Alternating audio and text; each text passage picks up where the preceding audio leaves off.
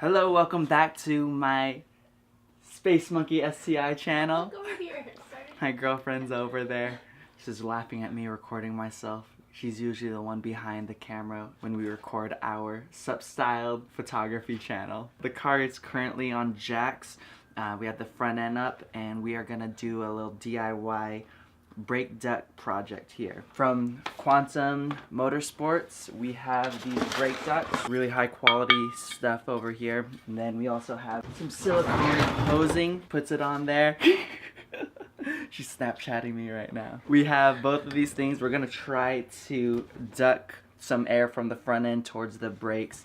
Sweet, we'll see what happens. I'm gonna get the front bumper off, see what room we have to work with. I'm not following any instructions on this. Probably gonna have to Dremel our way through, make some holes and cut around the car, do some things that are irreversible.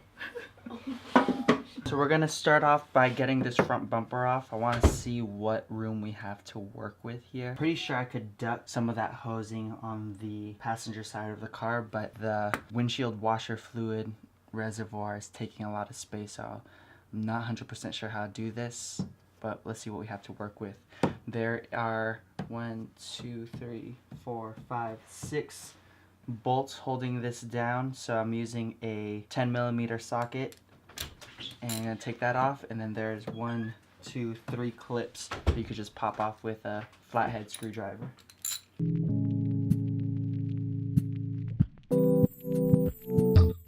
If you have an impact drill, this would be a lot faster.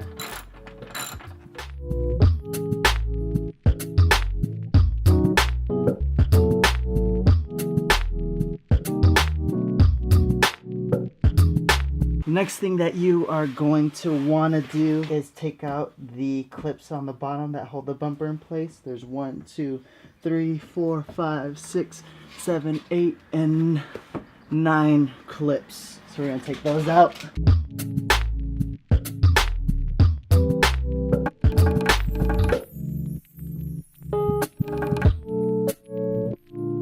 Lastly, there are 2 pins that are supposed to be right over here. I already popped this one out. One on this side of the fender and one on the other side of the car. They are supposed to be a different kind of clip where you take like a push pin, you push it in and it'll pop out. But my car has been in the shop and I believe my body shop just replaced it with a different kind of clip. So we just do that on the other side and then we're ready to take the bumper off. So we have all the bolts off. Now you could basically just take from the fender and just start to rip off the tabs.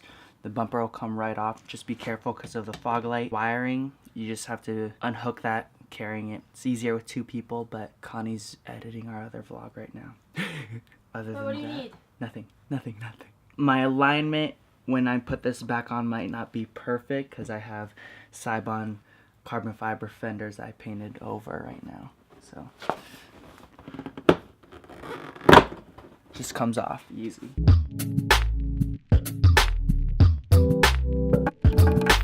So while I'm holding it, I'm still holding up the bumper because I don't want to pull on it, but we're gonna undo this wire.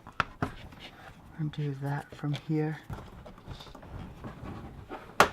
For this, you just have to press into the tab and then you should be able to just wiggle it out.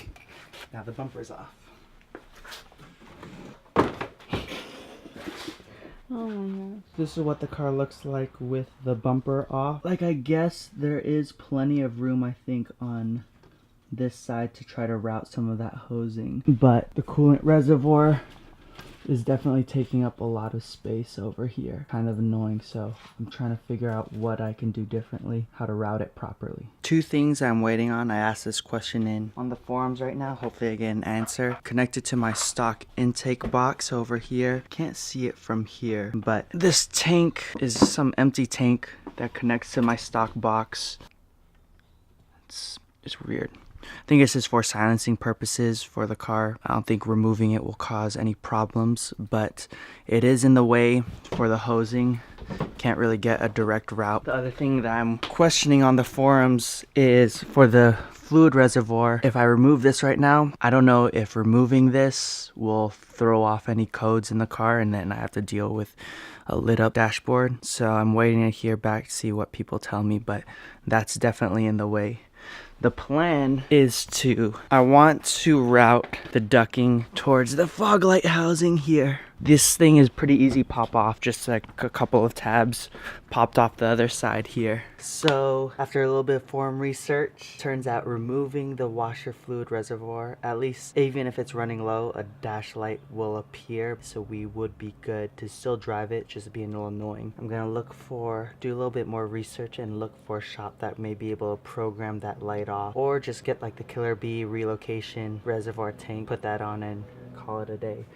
But anyway, we are going to Dremel some holes. We have this plastic piece here, some fake vents that's on the fog light bezel. I'm gonna actually Dremel out these holes so it actually becomes a vent, and we are going to Bondo a NACA duct towards the back of the this or the back of the bumper. We'll see what happens, what works best, but we'll start there.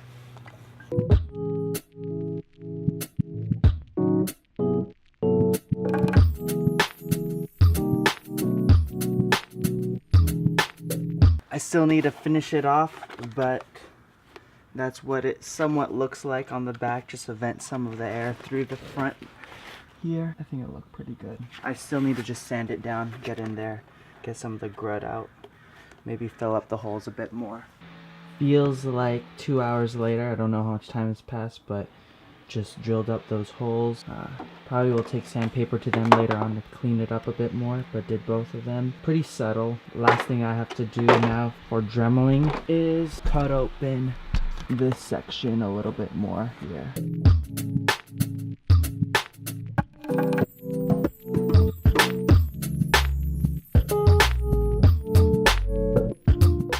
I'm gonna sand it down with a different Dremel bit.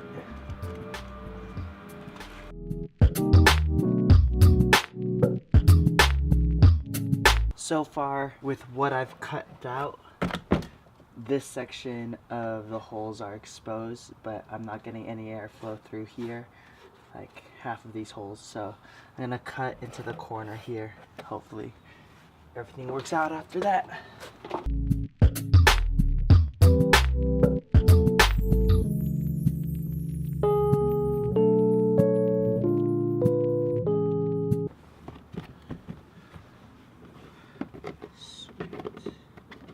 Perfect.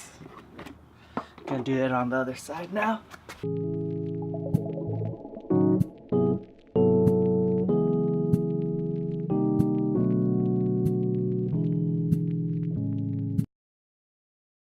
So next, what I need to do, I'm gonna be bondoing this NACA duct, cut open this hole. It needs to be bondo it to this section of the bumper.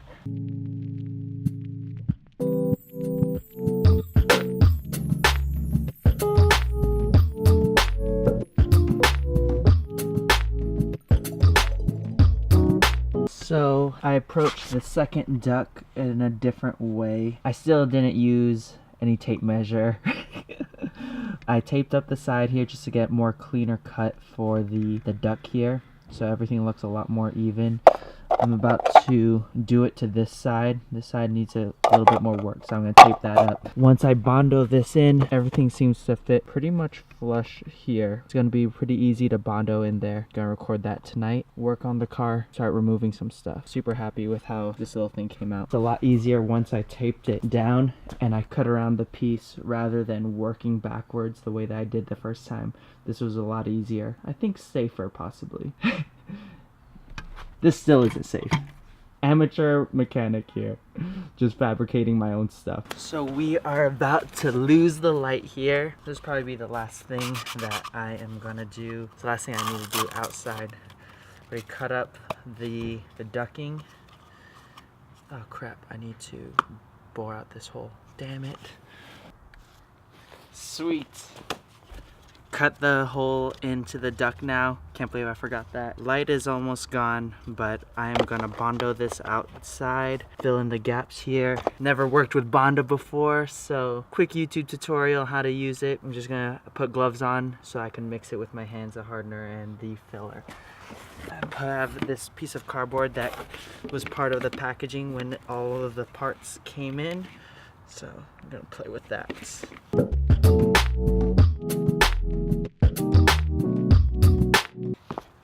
There's no light out. I'm gonna attempt to do this at night.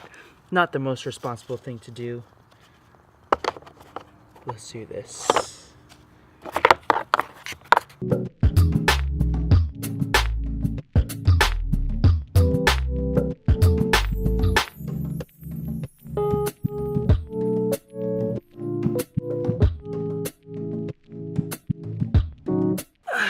So I shouldn't have tried to do that all outside. I'm kind of messed up. I didn't really mess up. It's just have to do double the work now on the other brake duct than I could have. The learning lesson for me was I have a giant half-gallon of Bondo. I shouldn't be afraid to mix excess amounts of it. Other thing I messed up with, I tried doing this with my fingers thinking that that was a good idea. It was not a good idea. I couldn't really maneuver around properly, so I found these toothbrush because I don't have popsicle stick. I'm just going to use the end of these toothbrush. Grab the Bondo, place it, mix it with the filler with this toothbrush, and place it properly. Blue only touches Bondo, red, use it. At least that's the plan. Let's see what happens.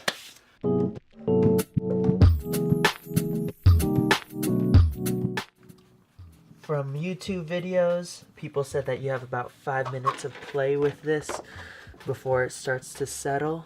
So, work quickly, I guess, is the key.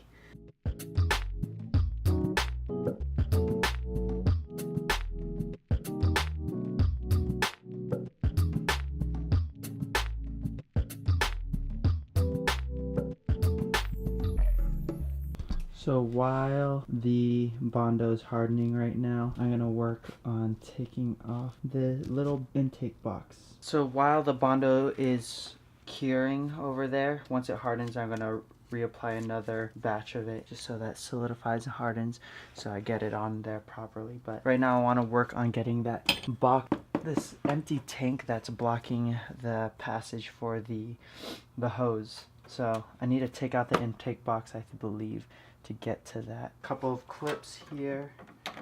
Flathead screwdriver should screw it out.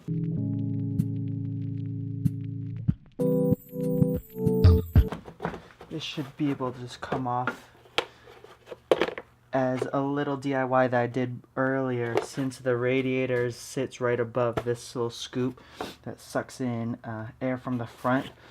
I just put some reflective coating, heat reflector stuff. That's why it's all dirty and gross. Could have done a better job, but as you can see from how this DIY has been going on, I don't really give a F. Next, taking out this box. There is one clamp onto the side here that you could get off unscrewing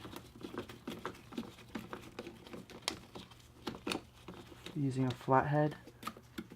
Cool. Box is held together over here. I could just undo that one bolt using 10mm socket.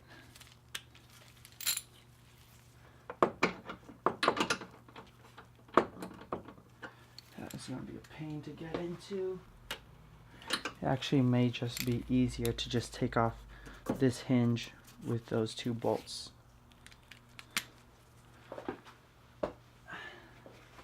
Same thing. 10mm socket. Instead of taking this thing off, I'm gonna actually just remove the stock box off of the wall here that we're working with. This is even a how-to. This is more, let's watch Stuart get around doing this. Hopefully you guys can learn something, or tell me in the comments how I could have done things differently, been better organized for a future project.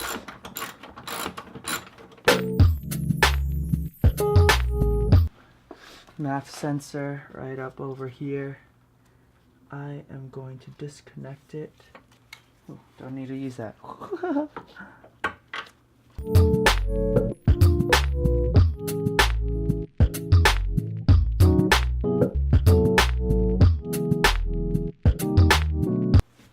Damn it. So, turns out there's also a small bolt that I need to release on the intake box holding it down. So I'm gonna go do that right now.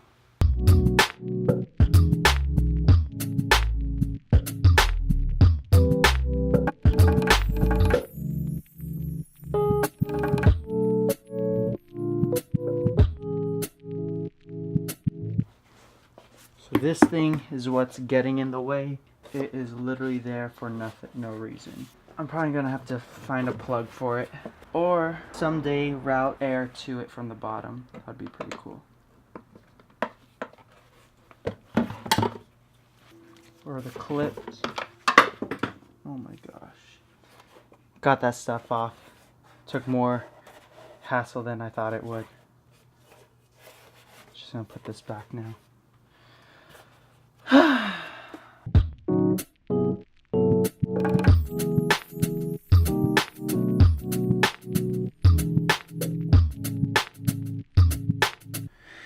So after the end of day 1, it was light out when we started this. Now it is dark, around 11 p.m.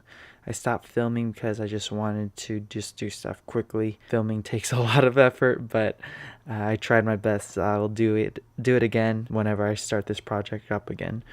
But we finished up, took out the intake box, removed that tank. But now we have a clear straight path for the passenger side brake duct. What I didn't record, I removed the windshield washer reservoir. It was actually held together by 3 bolts here. I'm gonna try to point them out. There was a bolt up here that I removed with a 10mm socket.